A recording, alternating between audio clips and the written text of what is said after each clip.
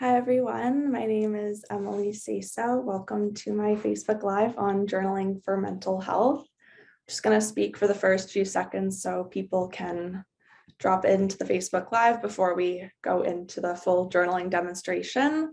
So today we're going to be looking at journal templates that I have created for UofT.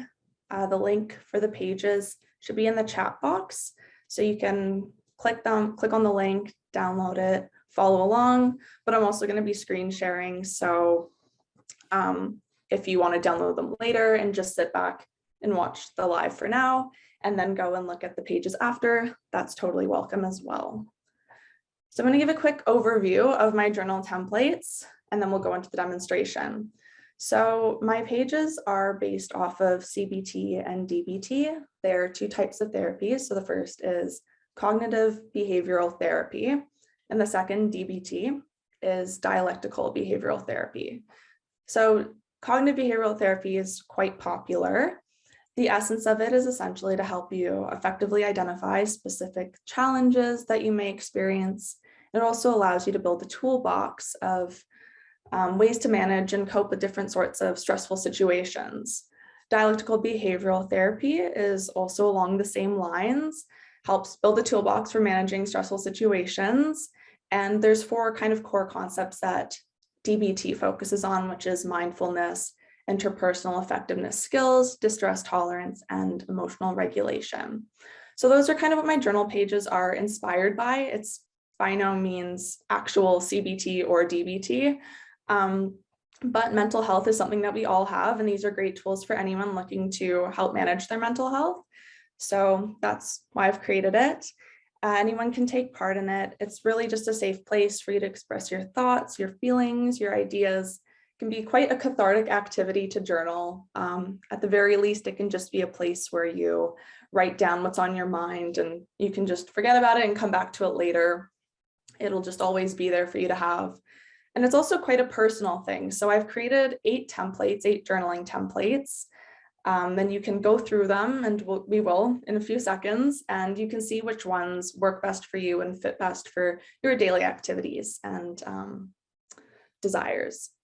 So the first template that we're going to look at is the mood tracker. So it's a very simple template. It doesn't require really any writing if you don't want to write, but it can give a great perspective over time of different mood patterns that you might be having. So whether it's over the span of a week or a month, which this template is set out for, or if you do multiple templates, you can see your mood kind of progress over the span of multiple months.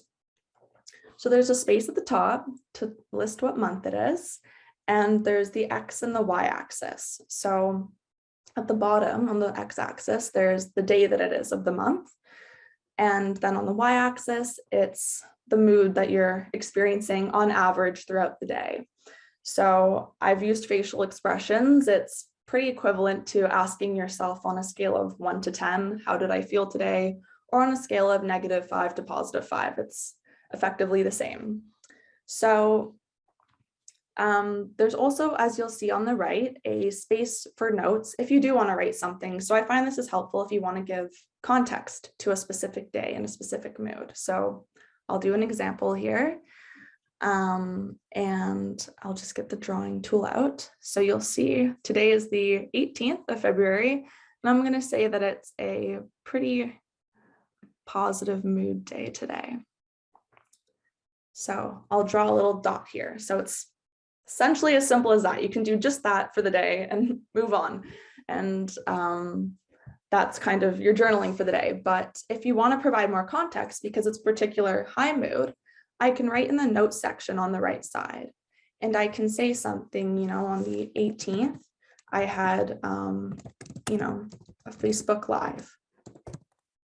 So that's what I would put down to provide some context to maybe specific emotions, if they're particularly high or low, or whatever you think is relevant and maybe impacting your mood on that day.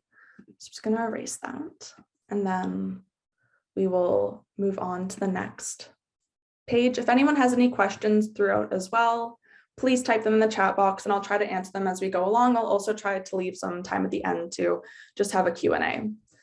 So the next page that we're going to look at is the trigger tracker. It's a bit of a derivative of the mood tracker, where you can, in this space, really focus on more intense emotions that you may be experiencing. So I have an example on the top left permanently filled out here. Sometimes it might be a bit difficult to know where to start with this one, so I just have an example always there for anyone to use. At the very top, so there's banners for each little box, and you provide the date and time of a trigger that you might have experienced or be currently experiencing. At the first thing that you can write down after the date and time is the previous event. So events that are kind of leading up that day or in the past, few hours that you might think could be, related to the trigger that you're experiencing. So I've written here, I didn't get enough sleep. Maybe I'm studying for 2 upcoming midterms and I'm drinking lots of coffee to try to stay awake and focused. I'm updating my resume. I'm looking to apply to jobs. I'm, really working hard, but I'm quite tired. And on top of that day, I got an assignment back that I thought I had done well on, and I did not do well. Let's say I failed it. So I'm feeling quite discouraged. I'm unfocused. I'm not sleeping well. I'm agitated, maybe jittery from the coffee. I'm a bit hopeless feeling and panicked. So those would be on the bottom box part of this section. You can write your feelings and reactions. And over time, you can look at the different triggers that maybe you're experiencing and see if there's any patterns that maybe you can focus on in therapy or through other stress management tools. But, for me, I've realized over time that when I don't get good sleep and when I'm drinking lots of coffee, my anxiety is particularly high. And that's something that can make me more prone and susceptible to feeling triggered emotionally and really stressed. So that's what the trigger tracker can kind of serve as. And to tie on to that, there's the next page that I've created, which is the describing emotions. So it works really well with the trigger tracker because, as I said at the end, there's the different feelings and emotions that you experience during your trigger. And during high periods of stress or intense emotions, it can be hard to really label them and sort through it because it's reactive, how you're feeling. So the describing emotions page can be very helpful to use alongside it. So you can work through it and just read through the different emotions that are listed here. So on a simple sense, this page is just a word bank of emotions and feelings. You can use it with the trigger tracker. You can use it alone. You can even, write and add to the page. So there's a lot of different emotions here, but if there's another, way of describing it that you feel is more authentic or true to how you're feeling, you can add it here and expand upon it. So it's not just a page for you to look at, you can also write on it. And I think this is awesome because language can be so empowering when it comes to processing and experiencing your emotions. It can also be quite cathartic and validating in a way. So for me, when I find a word that describes how I'm feeling really well and really accurately, it's validating in a sense that I know there's a word out there to make sense of how I'm feeling. And also when I find that word that encapsulates it, I find it's easier to grapple with sometimes and work with and, act upon it and know how to go about it. Other than just that, it can help you explore your feelings a bit deeper. So let's say one day I'm feeling sad and it's just a typical, typically generally low mood. I'm not feeling great, not a great day. I can recognize that I'm feeling sad, but in addition to that, I can look at the other words in the describing emotions word bank. So I can look at maybe, I'm feeling sad, but it's really, I'm just feeling alienated or I'm feeling, grief or defeated. And I can start to look at the different ways in which I may be experiencing that emotion at a deeper sense. So now we're going to move on to a fun, bit more customizable journal page. This is the brain dump journal page. You can really do whatever you please with it. You can write on it, but if you don't want to write, because I know a lot of journaling pages can be writing, you can draw on this page. Whatever makes sense to you at the time, you can use it for. I find it useful for when I'm trying to remember something, but I'm feeling overwhelmed. I can pull out this page and I can write down, what's on my mind. Maybe something I'm trying to remember, but I'm too overwhelmed and I don't think I'm going to remember it. So I can just literally dump it out onto this page and refer back to it when I know that I'm going to need it, rather than feeling, adding to the feeling of being overwhelmed. It's just a comfort knowing that it's there for me. I'm a big thinker. Sometimes I have a lot of thoughts going on at once. So being able, again, to just write down whatever and free up some space in my mind is really helpful. And it can allow me to stay quite more present and in the moment and focused, because I don't have a bunch of thoughts, cluttered in my head. Even just to relax, I'll just draw on here, see how good my drawing skills are on Zoom. But even, you can doodle. So, you can draw a little cloud, or, you can, if you're not feeling too great, or maybe you're feeling good, you can, draw maybe yourself. And I don't know, let's say it's been a bad day and you don't want to write about it. So you can just draw that and maybe that will feel, just be some good mental break and just expression of it all in the moment. So yeah, you can really use this brain dump however you want. It's totally customizable. And I think that's what's nice about it, is that, 1 week you can use it for a certain activity or a certain reason, and the next week it can evolve into something totally different. So the next thing we're going to look at, which is one of the more conventional pages, is the gratitude journal. So maybe people are more familiar with this one. The way that I've designed it is 3 things a day throughout the week that you reflect upon at the end of your day. So the 3 things are something good from the day, something that you're grateful for in the day, and something that would have made the day better. Gratitude journals are a really good way to reflect on your day and take some time to decompress. It could even help with, going to bed at a better time, or, just falling asleep faster, because you can, just take 5 minutes, 10 minutes to do your gratitude journal. And, you've processed the whole day rather than getting in bed and ruminating over things, which I know I've done many times before.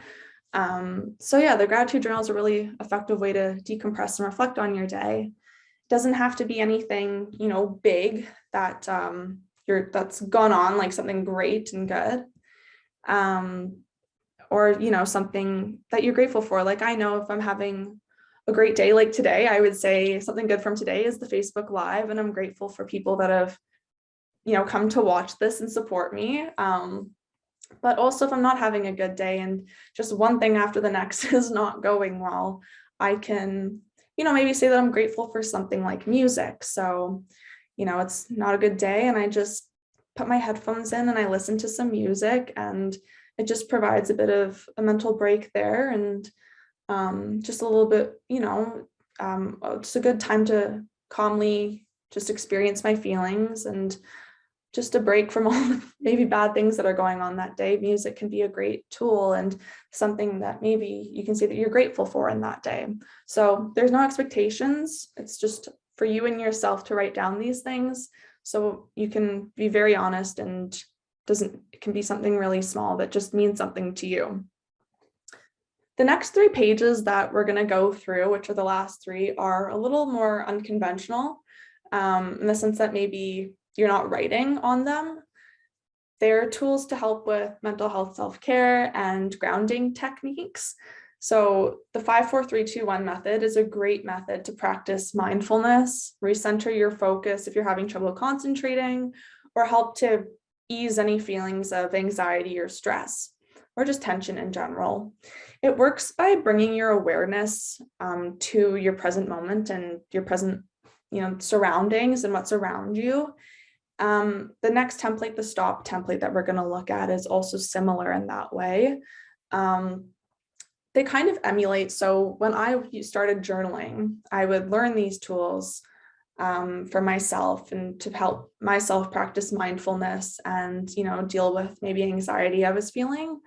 And I would write them down in my own journal, and they would kind of just be there for me to refer to whenever I needed to walk myself through it and to practice it all of the time. So instead of having to be like, oh, what's that method? I don't quite remember it, but I really want to try it and I really want to use it. You don't need to remember it. It's right here. It's a tool for you to have on your phone as a physical copy, whatever you'd like, to walk yourself through and really focus on. So the 5, 4, 3, 2, 1 method, as you can see, it focuses on your senses around you. So for example, 5 things that I see I have a mug here with some tea in it. I see, a pen on my desk.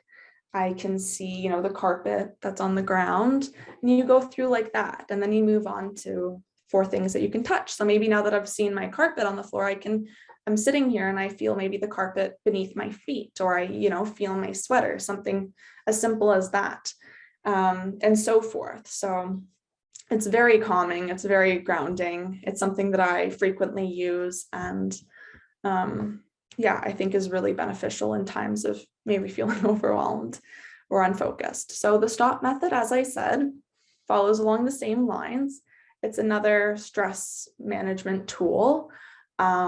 It's quite helpful for me as well, but just it's slightly different from the 5, 4, 3, 2, 1. So when you walk through this page, you kind of have it like a little road that you go through for each step, and you stop at each point. The first being to actually stop whatever you're doing if it's safe and if you feel comfortable to do so. Just take a step back from the moment.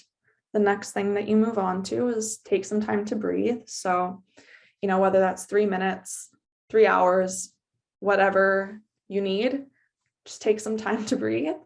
And then when you're ready, you can move on to the next step, which is to observe, look around at your environment, maybe notice, your shoulders are really tense and they're shrugged up, and you just need to, release them, and just, maybe you're hunched over at the desk and you need to sit up and kind of correct your posture, but just whatever helps you feel just a little bit more at ease and aware of your current feelings, physically and emotionally. And then you move on when you're ready to plan what you need right now in that moment to help you feel better and more at ease, and productively kind of do what you can to help your feelings and your emotions and your environment. So you can go back to taking some time to breathe. You can go up to that second step. Maybe all you need to do is just continue to focus on your breathing and do some breath work.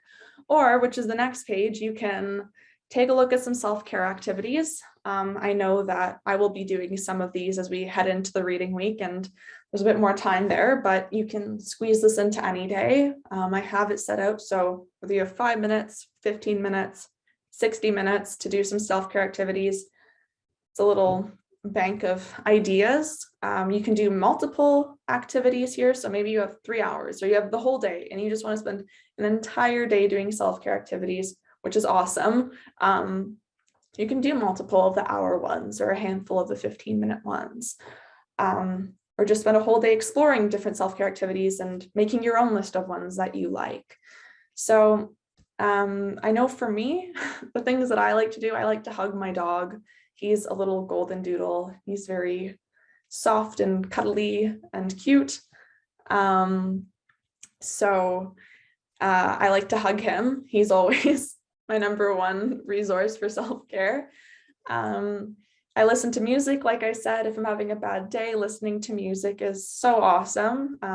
It's a great tool to have, and it's just a wonderful thing that we have in this world. I make tea. I can read a book, maybe go out for a run. I like to bake. I bake a lot, and I like to eat what I bake. So that's a big self-care thing for me. But yeah, like it's just great ways to help manage stress. Stress is, at the end of the day, inevitable. It's going to be out there. It's going to happen. It's part of life. But these tips and tricks can definitely help make it all more manageable and just, easier to work with, and just make life a bit more enjoyable at times. So that wraps up the 8 pages. Thank you everyone for coming along on the little journaling journey. I will leave the floor open for the next few minutes. If there is any questions or any specific things you'd like me to go back on and work through, I'd be glad to do that.